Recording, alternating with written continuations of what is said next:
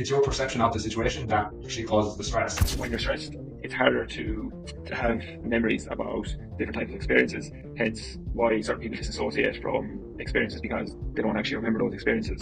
And the body is always thriving for homeostasis. No matter what's going on in your life, if you're in an ice bath, you're not thinking about anything else except that ice bath. Stress is not bad. It's chronic stress. Acute in the short term is great. Chronic, when it's constantly there, that's where it can cause issues.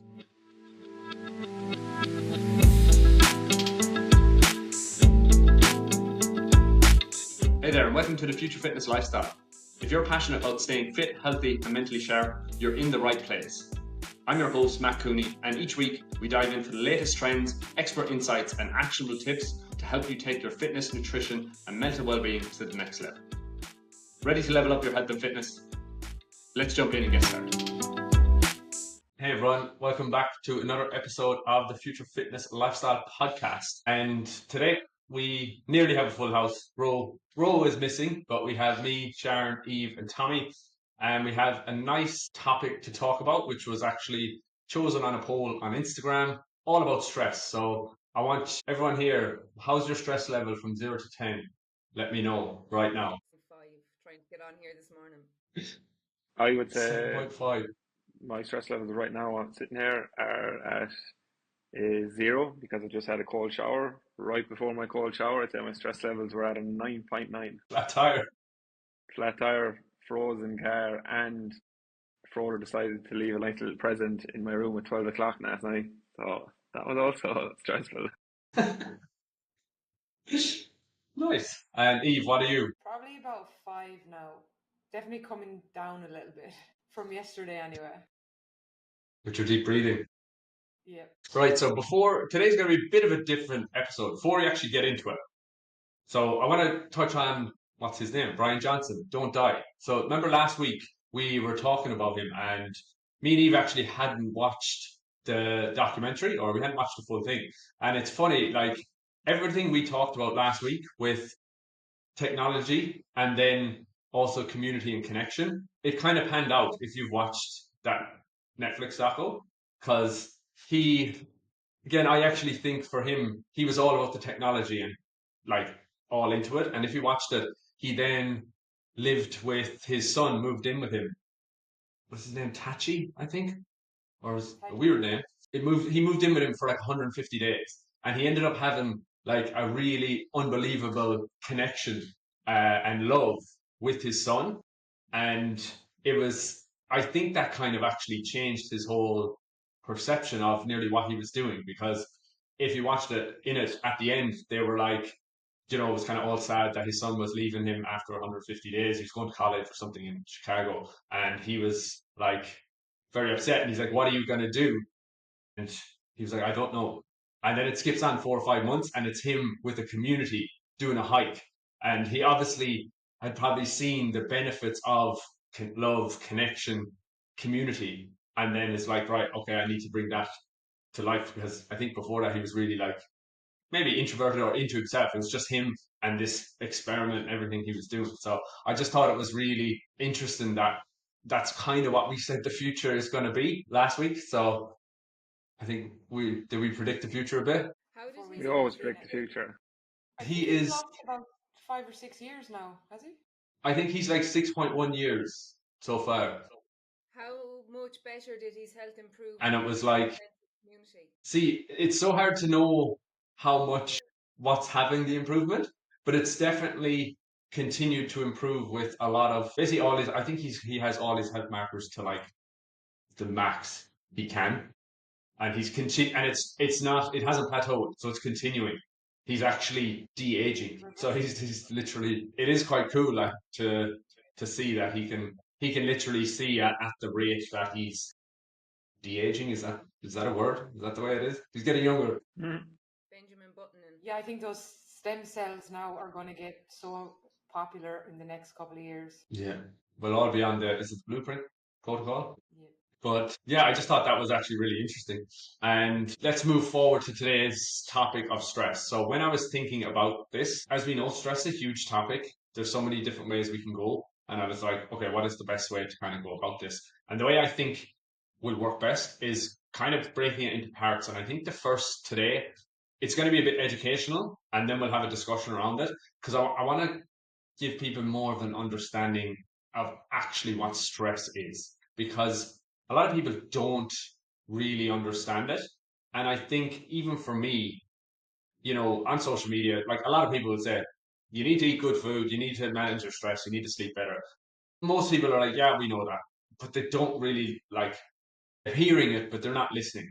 And it's not until, and even for me, would have been like this, not until I kind of got to understand it maybe on a deeper level, I was like, whoa, like I need to do things to help manage my stress, or I just understood it better. So I'm like, okay, and like you'll all have experienced this before where you kind of hear about doing something, you don't really do it, and then like you implement it like 6 months, a year later, you're like, oh yeah, that actually really works, or that really helped me.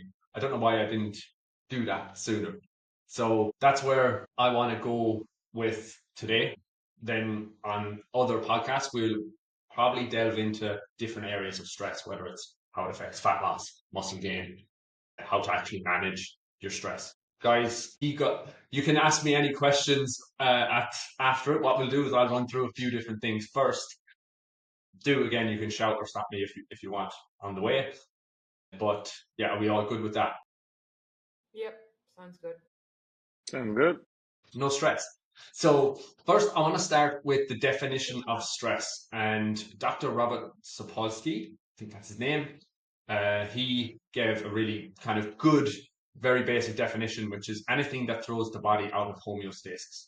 So homeostasis is a fancy word for balanced. The body loves to be in a place of balance. So anything that throws that out is a stress on the system, which it then wants to get back to homeostasis or balance. So it's important to understand the body is always thriving for homeostasis. So it's when we get knocked off, when we have stress, it wants to come back down. And he wrote the book, Why Zebras Don't Have Ulcers. It's really good if you want to like read about stress for about 20 hours or something. It's really long, but it is good. It does go in depth. And then two things when I talk about stress, I want you to understand. The first one is the sympathetic and parasympathetic nervous system. So when we have this thing called our autonomic nervous system, our ANS, when we are put under stress, this is activated, and it has two branches. So your sympathetic nervous system and your parasympathetic. Don't worry about those fancy words. Your sympathetic nervous system is your fight or flight. Your parasympathetic is your rest and digest. So as I talk, I'm probably going to say those words quite a bit. So just understand there's these two different systems.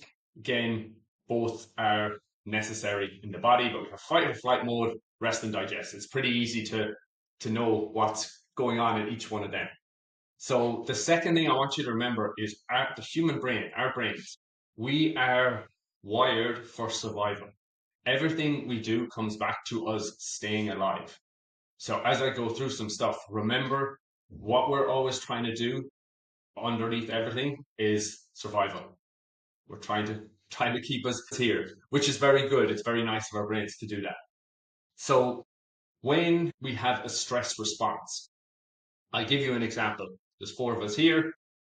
We're going to say, Sharon, you're stuck in traffic. Me, I stubbed my toe. Tommy, you're going to be doing a heavy set in the gym. And Eve, you're having anxiety about flying. So they're four stressful situations, but they're four completely different situations. Would you all agree? It's very different. We're all experiencing different things. Yep. So the stress response that all of us go through. Huh? I'd rather be stuck in traffic. Yeah.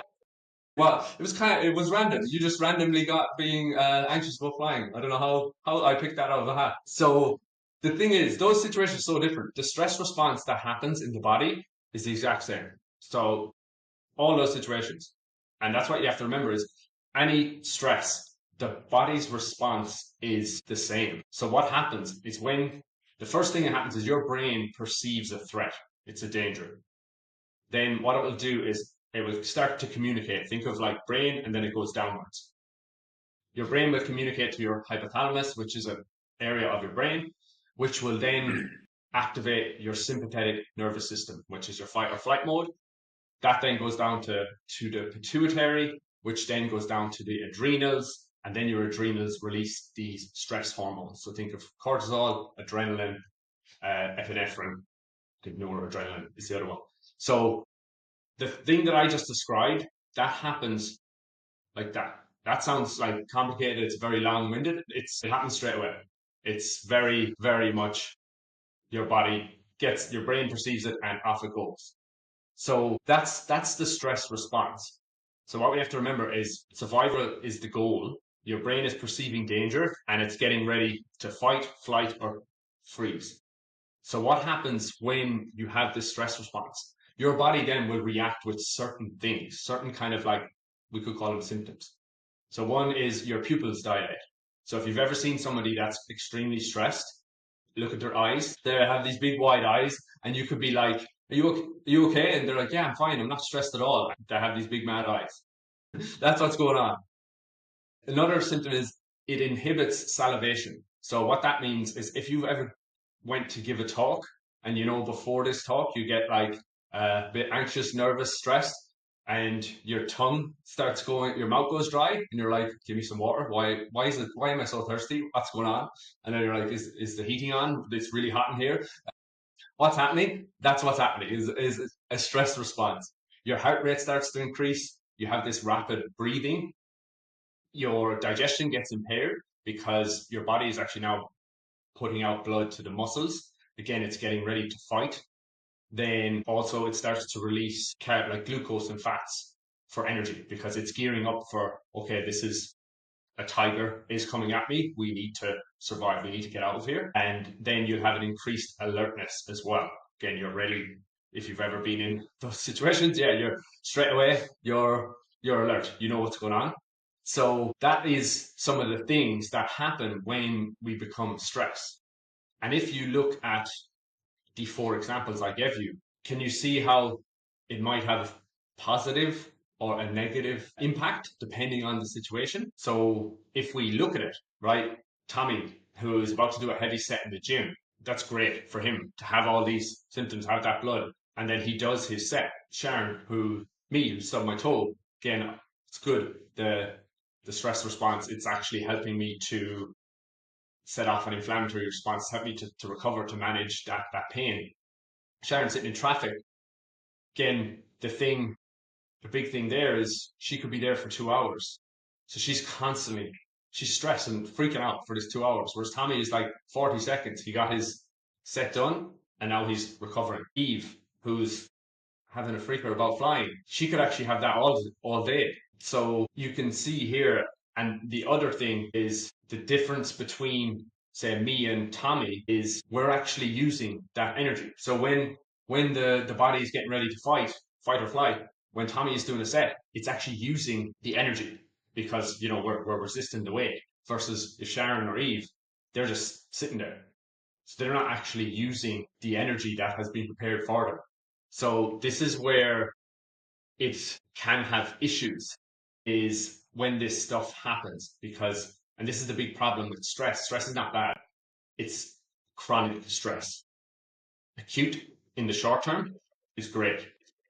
Chronic, when it's constantly there, that's where it can kind of cause issues. And that's the difference there between Tommy, who had the same response, but he's only 45 seconds of stress, then he gets to start recovering. Eve could be 23 hours or 3 weeks stressing about that flight. So that's where, when we look at it and when we go back to what the brain is trying to do, it's perceiving danger and its priority then is to survive. When your priority is to survive, your body can't thrive because, again, when you're getting chased by a tiger, do you really care about your muscle mass? No, you just want to get away from this tiger, your body fat. And the thing is, your brain, your body now is in this stressed out state. It just wants to survive. So anything that's not necessary for survival, it will put to the back burner. So that's where you think your reproductive system, your digestive system, your immune system, again, muscle mass, even your body fat. It doesn't really want to burn fat for energy. It wants to just survive. So it's really important to understand that. Like, yes, having good digestion, having a good immune system is great, but when you're getting chased by a tiger, it's not priority. And that's where all these sympathetic dominant traits that we talked about, the increased heart rate, the sending blood to the muscles, all that stuff is great for stressful situations. But it's not the best if you're sitting down scrolling on your phone or if you're trying to get to sleep. So this is where it's really important that the key is like stress is not bad. It's not good or bad. It's actually necessary in life. The danger is in the dose. And the danger is people's inability to manage it. So when there's too much sympathetic dominance, too much fight or flight mode going on, not enough rest and digest, the balance is off center. And that's what I think people need to realize is stress is stress. So a lot of people forget that, like, I look at it like a stress bucket. You only have one bucket. So whether it's physical stress, mental, emotional, hormonal, family, lifestyle, anything else, it could be environmental, all these stresses, they still go into the one bucket. So sometimes people kind of like try to compartmentalize it like different areas, but it's like too much overall stress is too much overall stress. You only have that one bucket. And then the other problem I see is that what we deem is adaptation essentially. So what happens over time is sometimes we just get used to living in this stressed out state and it actually becomes normal. And it's often where I love the saying, you can't see the lid when you're inside the bottle. So it's not until you leave that stressful situation that you actually realize what toll it was taking on you. Like, probably everyone here, everyone listening to this has had something like where they leave a really stressful job or something like that. And a couple of months later, they look back, they're like, how in God's name did I do that? And then you can be like, I actually done it for 10 years. So it's not until we actually get out of it because we're wired to adapt. It's actually called maladaptation. It's like a negative adaptation to something. And it just becomes normal. So that's why it can be really hard for people because you don't even realize how much stress you're under or what it's actually doing to you. So does that all I feel like I'm first episode where nobody else has talked. I feel like I talked too long. But what is anyone's original first thoughts on all that? Yeah, I think what you were saying there as well, like with that stress, I think another big one is like people don't realize the stress they're under, but it happens as well with a lot of people that, they go on holidays and when they actually get away on holidays, then they end up getting sick or run down. And that's just because literally they were thriving off that stress. And when they finally do slow down, relax, all that stress just catches up with them and, they end up in bits like. There's actually a term on that, and I forget what it is. It's like after a stressful event. It's kind of like a dump. You get it's like an energy dump. It's the same type of thing. It's like you're because when you're in that stressful state, you're fit for survival. So you're just able to survive, and it's like when that all goes away, then all the everything else kind of gets brought to the surface that you have been neglecting. I think as well. Yeah, I think it was. I just think it was really valuable. Obviously, Matt, what you're sharing about the nervous system, how stress happens in our body, how it occurs, obviously the hormones and that, and the different types of the two obviously systems that we have, relaxation, whereas getting ready to fight or flight. It's a term called psychoeducation. I think it's actually really important for people to actually have the knowledge of the understanding of what stress is, what's actually happening in the body, because essentially it gives them an understanding that, okay, I'm actually feeling this way because my body is doing this. Okay, so that makes sense to me now. Okay, so now I have an understanding of what this actually is, then it makes it easier to be able to understand the process rather than just being very reactive to every single situation that's happening to you. With that, you touched a bit on the brain. I think it's important for people to know too, essentially how chronic stress affects our brains, and it affects it in three different ways. With it affects the amygdala, obviously that's where the fight or flight function is inside the brain. It's in the emotional center of the brain. It also affects the hippocampus, which is our memory center, and it also affects our prefrontal cortex. So with the hippocampus, obviously when you're talking about chronic stress, obviously every behavior, feeling or experience that we have, it has a reason for it. And obviously stress has a valid reason in our lives. But as you said, chronic stress can negatively impact us in such a negative way over a long period of time.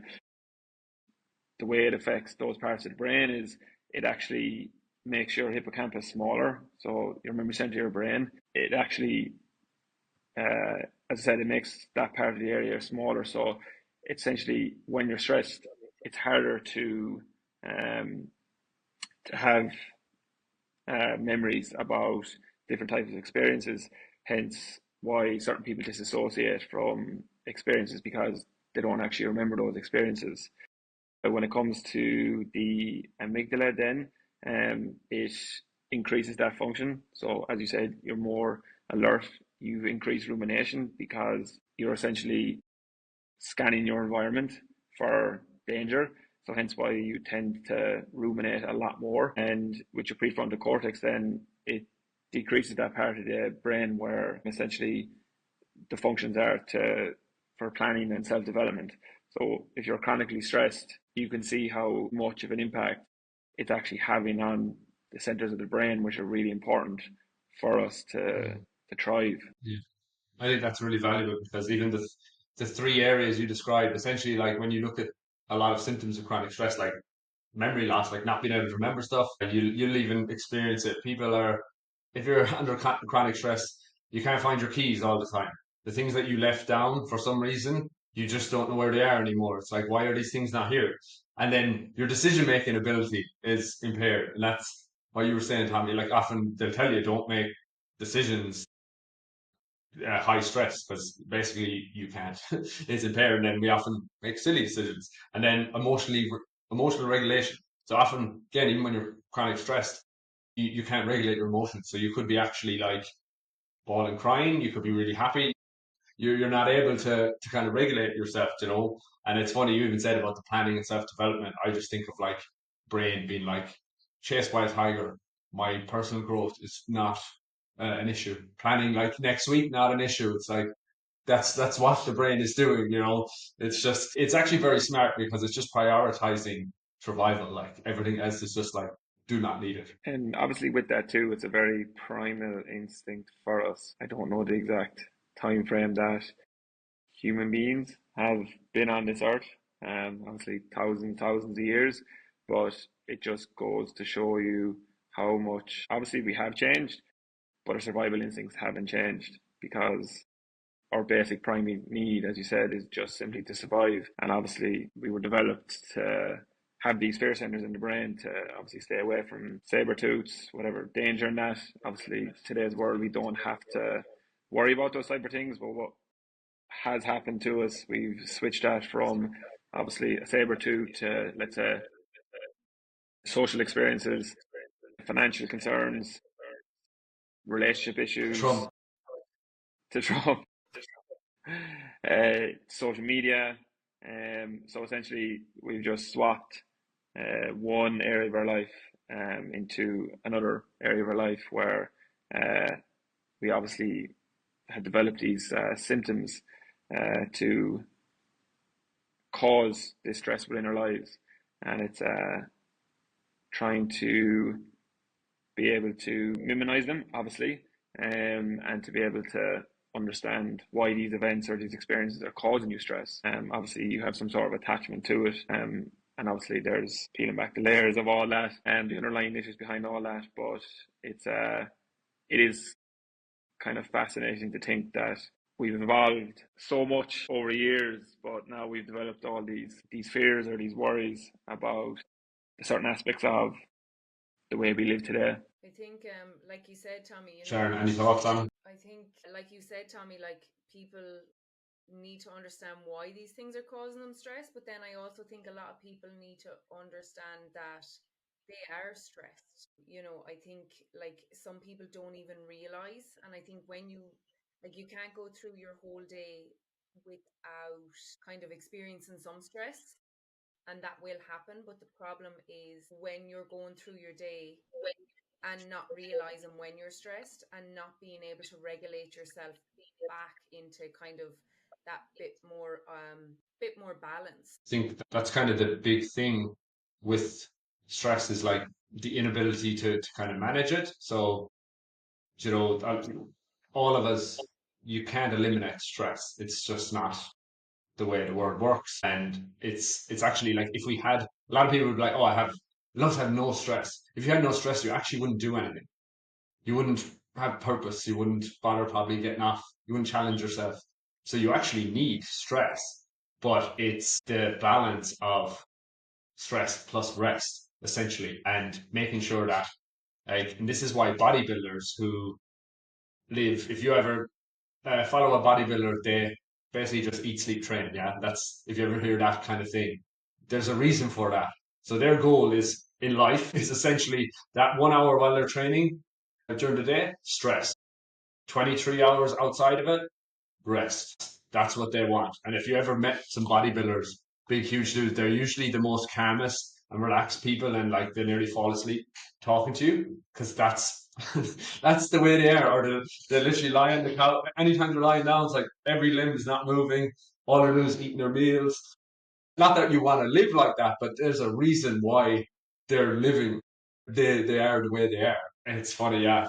We could probably learn a thing or two from the bodybuilders and the way they live. I think it's important to share as well, Matt, when you were talking about the two different functions of the nervous system, the sympathetic and the parasympathetic. Obviously, you talked about the fight or flight and the relaxation. You would say, like right now, all four of us parasympathetic state, so we're quite relaxed. We're not essentially on, and obviously there's valid reasons for the sympathetic nervous system, as you mentioned. Let's say you're in the gym, you're working out. Obviously, it doesn't serve a valid function if he's on a plane because it's causing her distress. But you actually have the ability to be able to move from one system to the other. And one of the biggest things that you can do to move from that sympathetic nervous system into the parasympathetic nervous system, where essentially, I always say it is like, I'll just describe the parasympathetic nervous system just being like, hey, Tommy, it's time to relax. And that's essentially what's happening to your body is you're simply just gone into a state of calm. Honestly, the best thing that you can always do in any situation, and I know it gets a bit of a bad rap because people just say it sounds so easy, but if you just simply nasal breathe through your nose, and it has to be through your nose, it actually activates your parasympathetic nervous system. And if you can, obviously with the box breathing and that, it's really useful because essentially what you're doing is you're taking 4 breaths in through your nose, you're holding for 4, you're exhaling for 4. But as you're doing that, you're actually engaging one of your senses too by counting the breaths. So you're focusing on counting, you're focusing on the breathing.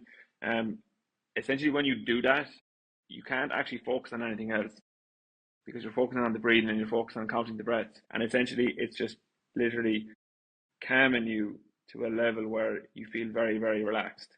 And literally you can do that as many times as you want throughout the day, and I can guarantee you will feel 100 times better.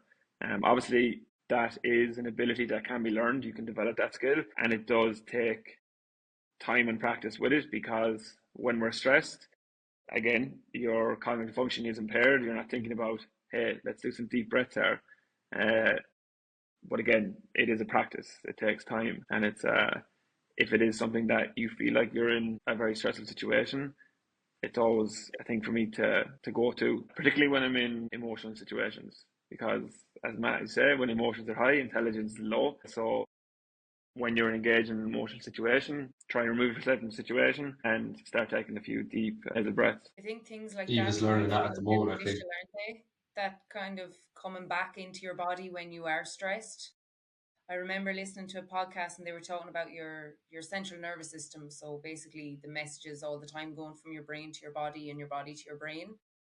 20% of it's in your brain, 80% of it's in your body.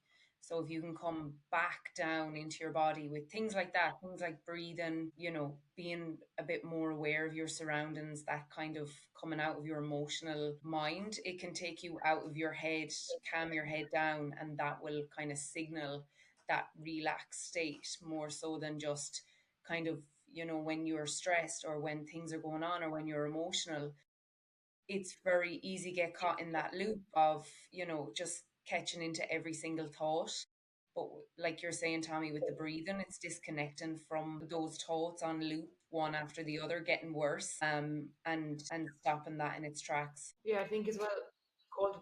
I think cold water as well is another good example of that. Like if you're really, really stressed and there's a lot going on, like cold water, getting into an ice bath, having a cold shower, because like no matter what's going on in your life, if you're in an ice bath, you're not thinking about anything else except that ice bath, and just like it's just really kind of quietens your mind, whatever's going on. It just really is, I think, one of the probably the best things for stress management for me anyway. I think the big thing with it, and you kind of said it, Tommy, is like those things, like just breathing in general, it shows you that you actually have control.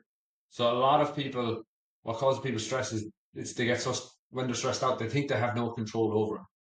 And you said this, usually I don't say your perception is your reality. So often it's not the actual situation, it's your perception of the situation that actually causes the stress. So the ability to know that you have control over the situation. And then that's why, like, when you start to do deep breathing, it's the opposite. When you're in a stress response, your heart rate increases, you start breathing heavier, faster. When you slow that down, do the opposite, you're starting again to get more parasympathetic, so you're decreasing your heart rate, you're slowing your breathing down, you're actually doing the opposite things of what a stress response is. So it's like, and this is where people, like, physiologically it works, because it's not like a thing that you just, I'll try that. It's like, no, you're actually doing the opposite thing of what a stress response is. So it has to calm you, it has to bring that down. And that's where I think a lot of people is knowing that they have control over their own, that they can control their stress. I love that, Matt. It's your perception of kind of what's going on and not having any control. Even like when you're stressed, like as Tommy said, when emotions are high, rationality, logic is low, so you're nearly making your perception of how things are nearly worse. Yeah. And they actually did this cool study before on it's either bungee jumping or skydiving. Could have been skydiving. So they took people and took them skydiving, and they measured their stress response. Obviously enough, stress response was sky high, through the roof. But then they took them skydiving again. And what happened is the same person, their stress response was like less than half the first time. So what was the difference? The situation was the exact same. They're still jumping out of a bloody airplane. It was because they had already done it. So they had exposure to that stress, that they're like, oh no, this is actually fine. So their own perception of the skydive came down, which then made their stress response cut in half. So you can see that this is where even repeated exposure to certain stresses over time causes you less stress, like a less response. And it's the same thing in the gym. It's the whole thing why when you go into the gym and you first lift the bar, it's like, it's really hard. But then eventually that stress of lifting the bar actually isn't. It's like less than a warm up, because your body has adapted to the stress, and now that's not stressful anymore, add another 20 to the bar, and it's stressful. You mentioned a big thing there, And Matt. then resilience. Sorry, Tommy. No, you're fine, Sharon. I was just saying it's exposure. Then you would start adapting the more you're exposed to something, and then you start becoming more resilient. Yeah. And that's really, when you look at the stress bucket, the analogy I used, I actually have an infographic for this. Your stress bucket, what you can do is you can either do activities that, say, I always look at a stress bucket like water coming in. All the stress is water coming in. What you can do with this bucket is you can create a hole in it that leaks the water out, which is your stress management activities, or you can get a bigger bucket, which means you can take more water in because you're more resilient to it.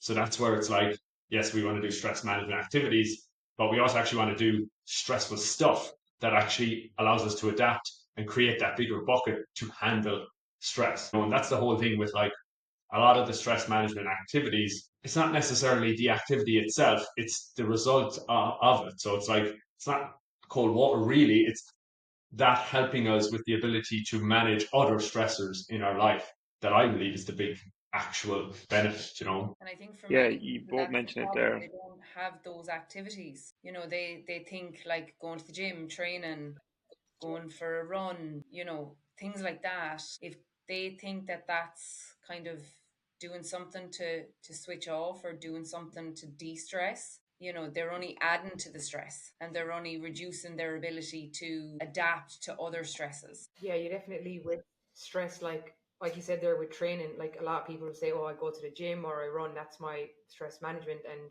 obviously, they're important things, but they're things that are gonna they're also a stress as well. So it's important to have those like activities that are also restorative, that are helping you relax and switch off, not just the ones that are, you know, the good stress with the training stress, but ones that will help you actually unwind, relax, bring down your heart rate, things like that as well. And I think that's what a lot of people will struggle with. Like I have so many clients or people that will start with us, and when you're like, "What do you do for your stress?" They're like, "I go to the gym," and I'm like, "Okay, you need more things, and you need to have more little practices in place to kind of help with that." I think, you both mentioned it. It's actually like, it's a form of therapy that we would use. Obviously, when you build people up, you wouldn't ask them to go and do it straight away, but exposure therapy is a huge form of healing, because essentially what happens to us is, obviously we have an experience, that experience causes us to have a stressful reaction.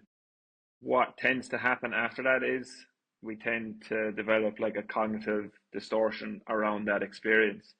So essentially, obviously, we're designed to keep us away from things that cause us pain and causes suffering and that. And if you've had a stressful experience with something, then you start to develop ideas around that experience. Again, you start to develop distorted ideas, which essentially keep you away from that experience.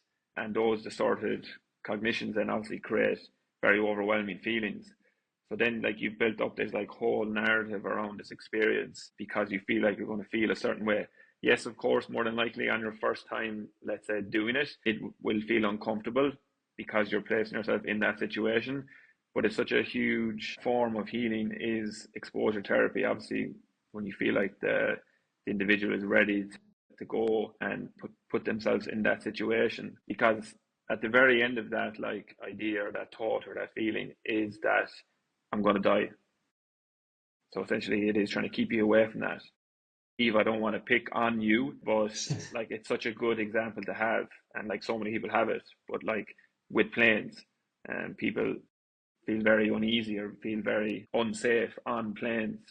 And again, people who go on planes will continue have these experiences because of this perception that they have of what's going to happen at the end of it. Essentially, you feel like you're going to die, but you would always like ask that individual is like, how many plane crashes have you been in? Where's the evidence to tell you that you've been in a plane crash? Um, Again, it's trying to be comfortable with the uncomfortable feelings.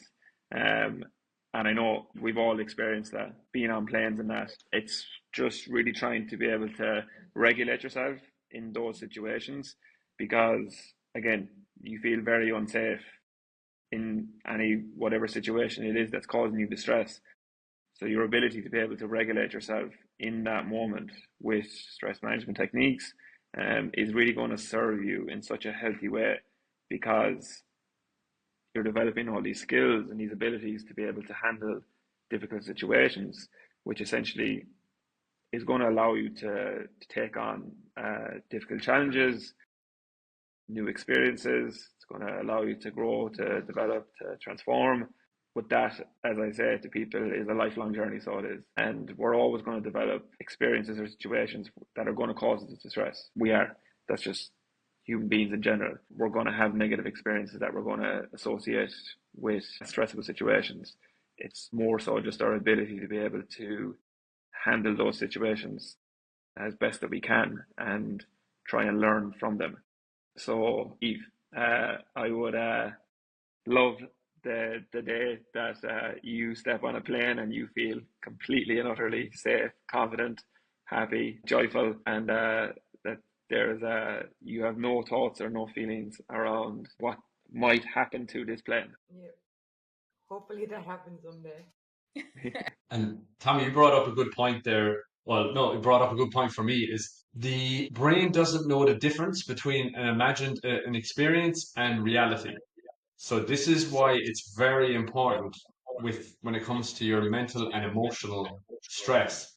And that's where a lot of people who again warriors and things like that, it can have such a bad effect because again, Eve's stressing out over plane crashing. The brain is perceiving that as reality. It doesn't know the difference that between the imagined experience versus the reality. It just creates the stress response. And like Eve, you've even said this to me one day recently. I think it was on actually the scooter. You were like, I like felt like the crash, the feeling of what it felt. I'm like, yes, because your brain is actually perceiving that it's happening. So you're getting those feelings, and that's where it can be quite, I'd say dangerous, but again, a lot of people can have such a high level of underlying stress through their own thoughts, feelings, and emotions that then what happens is when your underlying stress is kind of your baseline stress already so high, when an actual stressful situation happens, you can't, it's you're gone beyond your ability to manage it. So it's like that's where then you get dysregulated, you get all over the place. It's like there's different ways to look at it, but it's like, yeah, if you can work on any kind of underlying, I suppose, issues, it's like you will bring down your baseline stress. And then if you're doing stress management activities, you're going to have a bigger toolbox to help. And then if you're doing things that are challenging, but in a way that's you can adapt to it, have a positive adaptation, you're going to have a lot more ability to handle stress as well. So it's kind of that like trifecta, would that be it?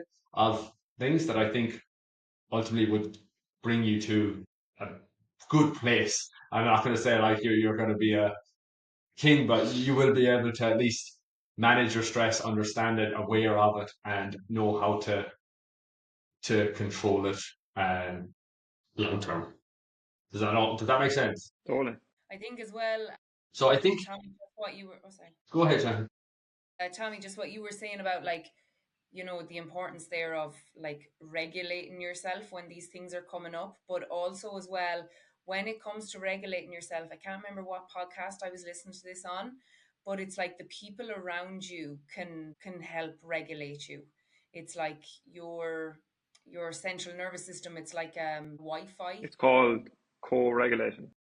Yeah, so it's like a Wi-Fi modem if you can imagine it, and you're like connecting into other people. Like, and I saw this, it was really funny. At the time I was stuck in Malaga airport, I remember looking over, or I was stuck on the plane for 3 hours. Eve would have just have to be carried off. But I remember I remember looking over and there was like three of us on this row and we were just laughing and having the crack because obviously flying in a bad storm, it wasn't affecting us. We had no response to that, or it wasn't stressing us. And then there was the three in the row across from us, and they were nearly making each other worse, you know, and it was like escalating all the time. So funny you said that, Sharon, because Tommy literally done that to Eve on a flight from Thailand. It was like an hour flight. He Were regulated. you thinking of that, any of you? Yeah, I mentioned it before in the podcast, I'm sure. Yeah. Well, Eve, you What? were saying it was like Tommy was just like in front of, was it mirroring or something like that? I don't know. It was like, explain it. What if you? Helped me breathe. He helped me kind of take my mind off the flight, and it definitely helped. Essentially, what you want to do is you want to, like, if you're sitting in front of someone, let's say they're experiencing a very stressful situation, but you're completely calm and normal, and you can get them to kind of like focus on your eyes, follow your breathing. As Sharon said, their nervous system is actually reacting to your nervous system. It's essentially the exact same thing that you said, Sharon. It's like you put two people who are highly stressed, they're reacting off each other. They're making each other worse. And But if you can get a calm person, let's say a person who is having a very stressful situation, you can co-regulate that person. Obviously, it needs to be in a very kind of safe environment too. You can't just be in like a very chaotic place. It does help if you're in a very quiet place, just the two of you. Again, essentially, that's why like therapy and all that is really good for people, because it does create that safe emotional and psychological space for them to relax their nervous system and to be calm, because it's very hard to heal when you are in a very sympathetic. Something I see You all work the with Sharon, time. you just here now. Something I see all the time with mothers, especially, and even sometimes myself. It's like things are too busy, and you haven't got time to take time for themselves, or everything needs to get done. So it's trying to be done instead of maybe taking a step back, having like that time for themselves or to de-stress because they think they don't have time for it.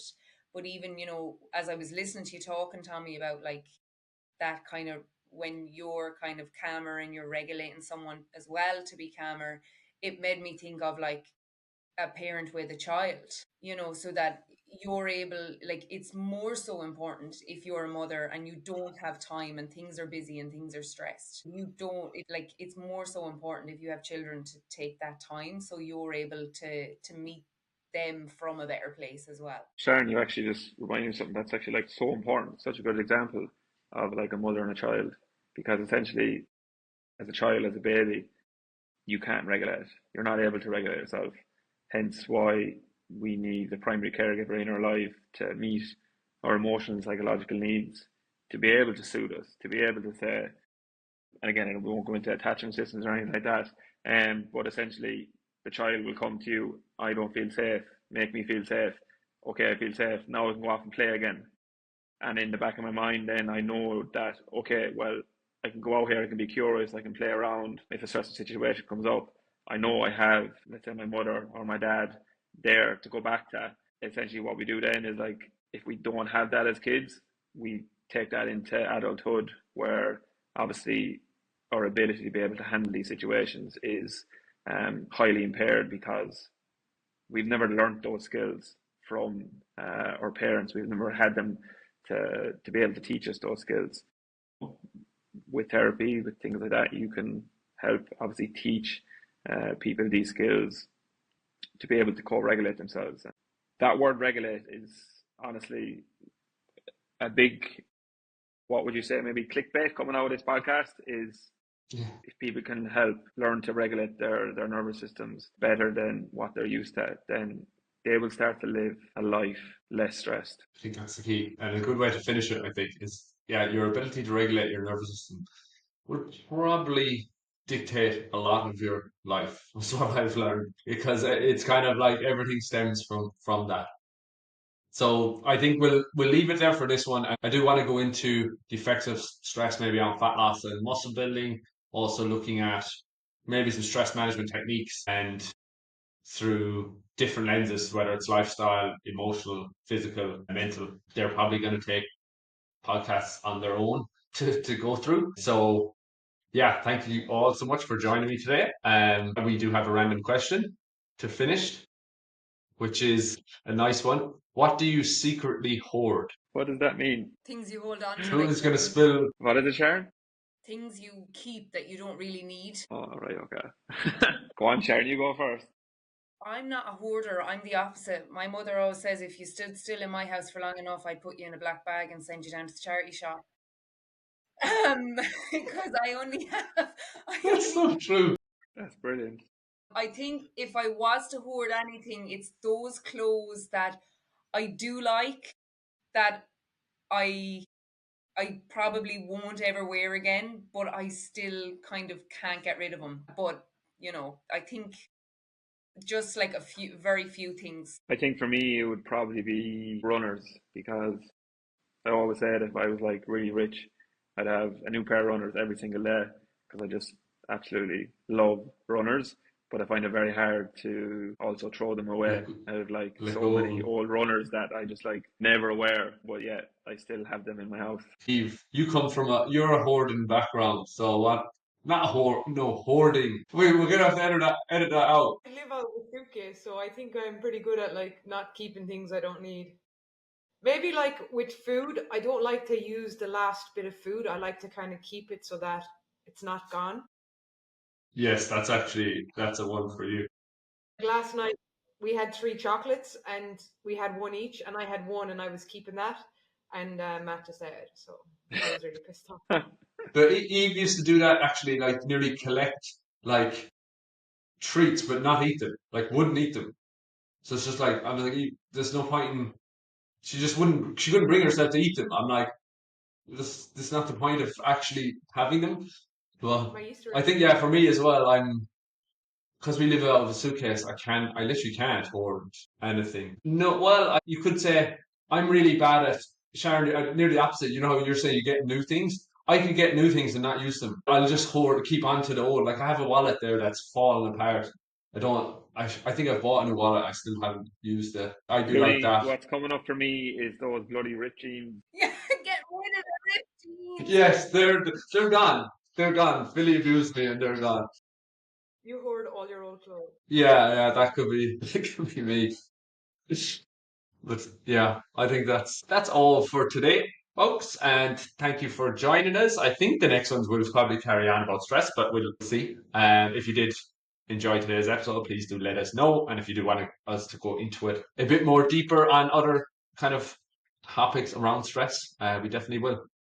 So thank you for joining today. Thanks, See you guys. all Thanks for soon. listening. Thanks for listening to the Future Fitness Lifestyle. If you found value in today's show, please take a moment to leave us a review and share it with someone who could benefit. Every single review or share helps us grow the show and will allow us to keep bringing you more great content. Stay tuned for weekly episodes where we'll be sharing more tips and insights to help you take your health, fitness, and mindset to the next level. Thanks again for joining us, and remember, consistency beats perfection. See you in the next episode.